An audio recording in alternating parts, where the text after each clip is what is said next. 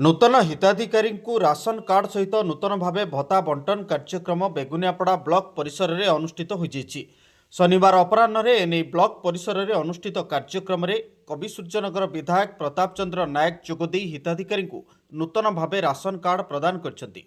प्रवासी ओडिया नूतन भाव ration card दि जाइथिबा बेले ब्लॉक विभिन्न पंचायत हिताधिकारी सामिल होइछन्ति। जो योग्य हिताधिकारी राशन कार्ड रु वंचित अच्छा से आदौ विचलित हूँ ना पर्यायक्रमे योग्य हिताधिकारी सुनिश्चित राशन कार्ड जोगाई दिज्व विधायक। दलगत निर्विशेष रे समस्त पंचायत स्तरीय जनप्रतिनिधि विकास रे सहयोग करंतु बोली कहते विधायक श्री नायक। जातीय खाद्य सुरक्षा योजना और राज्य खाद्य सुरक्षा योजना रे मोट 2072 जन नूतन हिताधिकारी राशन कार्ड बंटन करा जायछि। सेपरि 301 हिताधिकारी नूतन भाव भत्ता बंटन करा जायछि।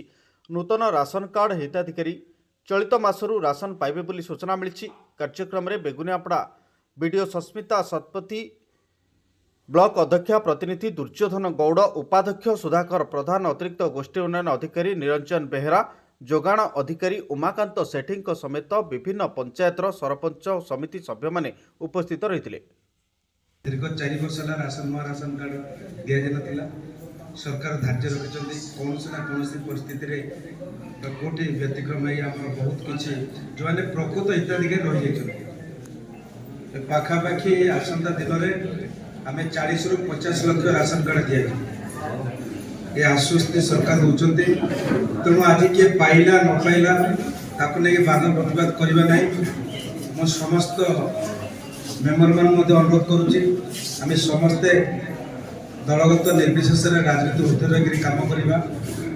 आने जो मैंने अन्य मैंने उपस्थित अच्छा भाई मैंने से कहूँ जे पाई बाध प्रतिवाद कुछ करवा ना।